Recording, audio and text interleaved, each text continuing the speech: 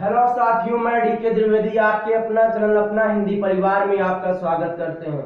साथियों, इस क्लास में आप सब बात कर रहे हैं हिंदी की पिछली कक्षाओं में आपने बात किया था रस के बारे में। रस टॉपिक को आपने खत्म किया था। आपको बताया भी गया होगा कोई भी एग्जाम होता है उसमें रस टॉपिक आपके एग्जाम में आता रहता है। आगे आज के टॉपिक हम बताए थे कि आपको पढ़ना है शब्द। देखिए, शब्द एक ऐसा टॉपिक है, चाहे जो आप एग्जाम दीजिए, चाहे एसआई का एग्जाम दोगे, चाहे लेखपाल पुलिस, चाहे जो आप एग्जाम दीजिए जिसमें हिंदी टॉपिक आता हो, तो शब्द से कम 3 से 4 क्वेश्चन आपके आते रहते हैं। तो इस शब्द टॉपिक को हम आपको सही से पढ़ना है। तो हम लोग आज पढ़ने वाले हैं शब्द के बारे में। तो आप जानोगे शब्द और शब्द को किस आधार पे कितने भागों में बांटा गया है, इसको भी हम लोगों को पढ़ना है। और इसी शब्द के अंतर्गत अगर देखा जाए तो आपका पर्यायवाची शब्द, विलोम शब्द, ये सारी चीजें आते हैं। कहने का मतलब अगर आप ध्यान दो तो एग्जाम में तद्भव, तत्सम, पर्यायवाची शब्द, विलोम शब्द, इन सभी से क्वेश्चन पूर्णतः आते रहते हैं।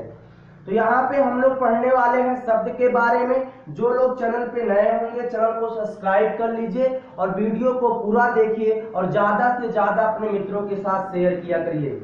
चलिए स्टार्ट करते हैं शब्द टॉपिक को। आज की इस क्लास में हम आप केवल बात करेंगे शब्द का परिचय जानेंगे। तो यहाँ पे सबसे पहला आपका टॉपिक है शब्द। अगर देखा जाए शब्द है क्या या शब्द किसे कहते हैं, इसको हम लोगों को जानना है। शब्द की परिभाषा अगर देखा जाए तो आप बताओगे कि अक्षरों का एक ऐसा समूह होगा, अक्षरों का एक ऐसा समूह, भैया अक्षरों का एक ऐसा समूह होगा जिससे सही अर्थ निकलता है, उसे हम लोग क्या कहते हैं, आपका शब्द कहा जाता है। कहने का मतलब कभी कभी क्वेश्चन आता है कि अक्षरों का एक ऐसा समूह जिससे सही अर्थ निकले, इससे क्या निकलना चाहिए, सही अर्थ। कहने मतलब पूर्ण अर्थ निकलना चाहिए, उसे हम लोग क्या कहते हैं, शब्द कहते हैं। जैसे यहाँ पे अगर आपसे लिखा जा रहा है भवन, अब इस भवन में आप देखिए भा आपका एक अक्षर है, वा आपका एक अक्षर है, ना आपका एक अक्षर है। हमने क्या किया, इसका एक समूह कर दिया और इस भवन से आपका कोई ना कोई मतलब निकल रहा है।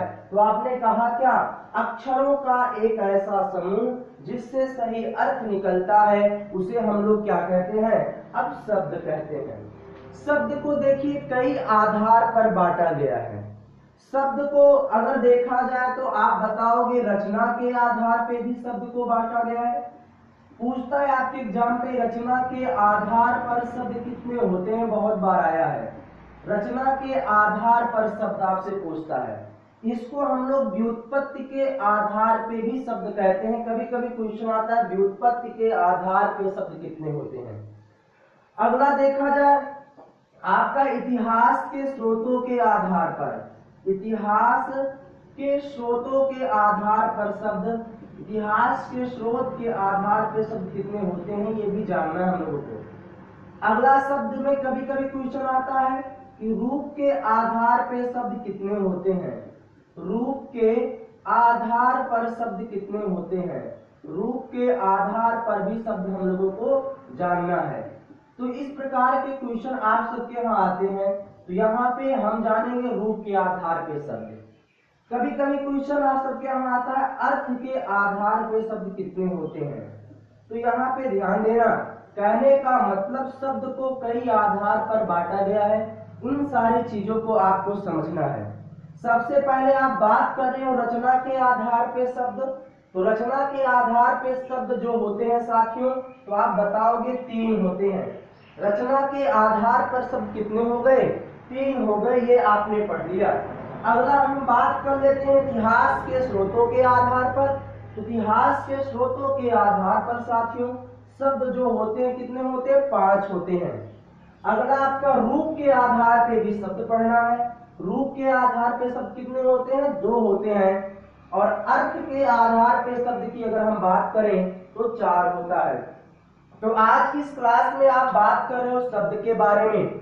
शब्द में आपको यही बताया गया कि अक्षरों का एक ऐसा समूह होगा जिससे क्या निकलना चाहिए, सही अर्थ निकलना चाहिए। वह आपका क्या हो गया, शब्द हो गया। शब्द में आपने पढ़ा कि रचना के आधार पे शब्द जो होते हैं कितने होते हैं, 3 होते हैं।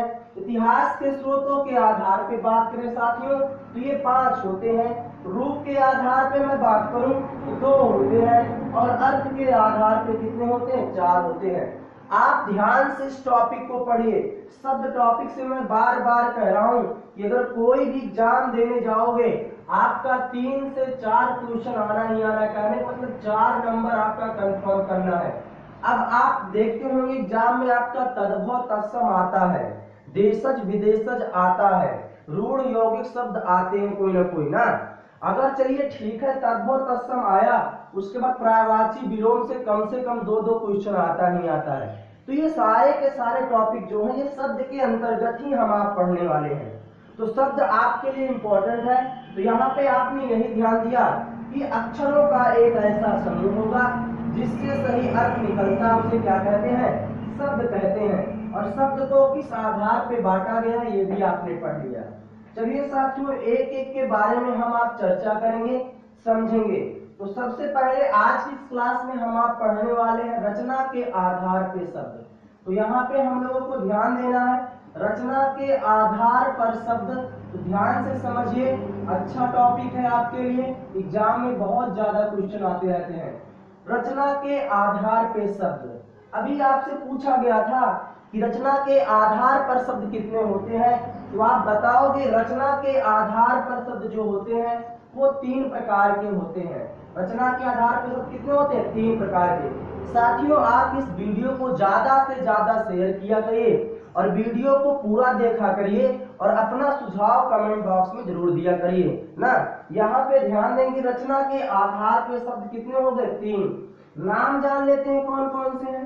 तो पहला आप बताओगे सर जी होता है रूढ़ शब्द। क्या होता है जी, रूढ़ शब्द होता है। दूसरा अगर हम बात कर ले तो आप बताओगे यौगिक शब्द। क्या होगा साथियों, यौगिक शब्द। दूसरा आप बताओगे यौगिक शब्द होता है। और तीसरा अगर हम बात कर ले तो आप कहोगे क्या होगा आपका, योग रूढ़ शब्द। क्या होगा, योग रूढ़ शब्द होता है। तो ये आपने ध्यान दिया शब्द के बारे में। शब्द आपकी रचना के आधार पे कितने हो गए, 3। पहला क्या है, रूढ़ शब्द। दूसरा क्या है, यौगिक शब्द। और तीसरा आपका क्या है, योग रूढ़ शब्द ना। अब देखिए यहाँ पे हम लोगों को पहचानने के लिए भी आता है और परिभाषा से भी क्वेश्चन आता है। तो सबसे पहले हम आप परिभाषा को समझेंगे। रूढ़ शब्द का मतलब क्या होता है ये हम लोगों को जानना है। रूढ़ शब्द क्या होता है ये हम लोगों को जानना है। रूढ़ शब्द में अगर देखा जाए तो आप बताओगे कुछ ऐसे शब्द होते हैं जिसका विखंडन नहीं किया जा सकता है। कहने का मतलब साथियों कुछ ऐसे शब्द होंगे जिसका हम शब्द विच्छेद नहीं कर सकते, जिसके हम टुकड़े नहीं कर सकते। समझ में आ गया।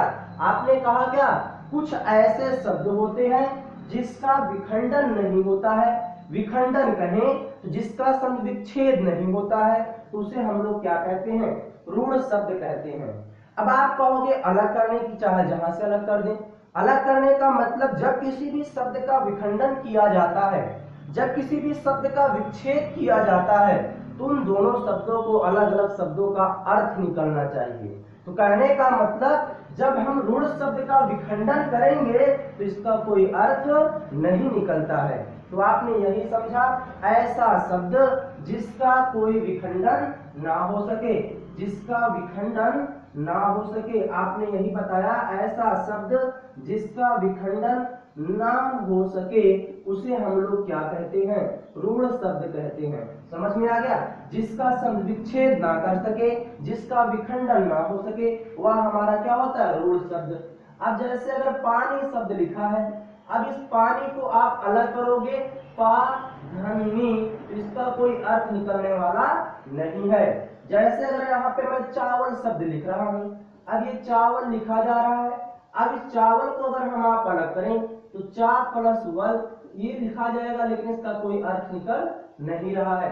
तो आपने यही बताया कि ऐसा शब्द जिसका कोई अर्थ ना निकले विखंडन करने पे। अब रोटी लिखी गई है, रो + टी करेंगे, इसका भी कोई अर्थ निकलने वाला नहीं है। तो आपने यही समझा, ऐसा शब्द जिसका विखंडन ना हो सके, कहने का मतलब विखंडन करने पे सही अर्थ ना निकले, उसे क्या कहते हैं?